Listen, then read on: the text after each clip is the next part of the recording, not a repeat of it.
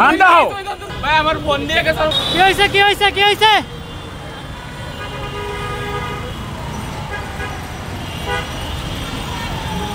এই দাবড়াচ্ছিলেন কেন তাই রে? আমি এই শহরে আমার কেউ নাই, ওরা আমার ধরে যেতে গেছিল। আমার আব্বা এখন কৃষক ছিল, আমার ভাই ছিল। বিদ্যুৎ ভবন থেকে আমি আসতেছি, এরপরে ওইখানে আমার 12-13-10-12 জন হবে। ওরা আর কি আমার ধরেছে ভাই তোমার সাথে কথা বলবো, তাই বলে এদিক নিয়ে আইছে। এরপরে হঠাৎ করে একজন আমার ফোন কাড়ি নিয়ে গেছে।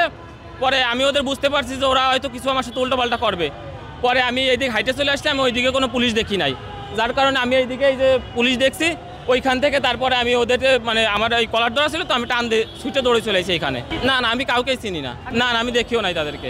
আমার বাসা নড়াইল।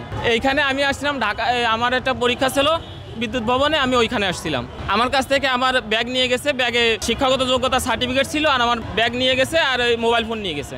মোবাইলে রিয়েলমি C15 জি, আমার ছবি টবি আমার সব কিছুই আছে মোবাইলে। সব মশার বিরুদ্ধে সুরক্ষা দিতে এলো বসুন্ধরা এক্সট্রিম অ্যারোসল, মশার বিরুদ্ধে এক্সট্রিম সুরক্ষা। পেশাগতভাবে আমি কিছু করি না, বাবার সাথে কাজ করি, আর আমি আমার এই চাকরির জন্য দৌড়চ্ছি। হ্যাঁ, বিদ্যুৎ ভবন থেকে বের হওয়ার পরে এই ঘটনা হয়েছে। জানা অভিযোগ মানে কি, আমারে বাড়ি পৌঁছে দিতে হবে, আর না ওরা আমার ধরে নিয়ে যাবে না। ওরা আমার এইভাবে ধরে নিয়ে গেছে, তার মানে ওরা আশেপাশে কোথাও আছে। না আমি পুলিশ ছাড়ি আমি যাবো না, ওরা আমার নিয়ে যাবে না।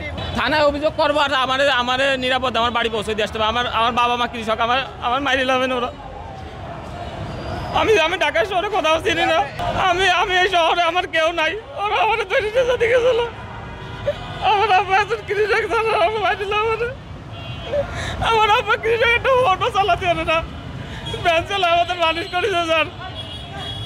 আমার ধরে নিয়ে যাবে না স্যার, আমার বাসায় রাখবে না।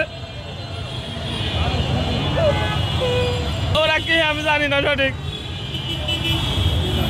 কি হয়েছে কি হয়েছে কি হয়েছে?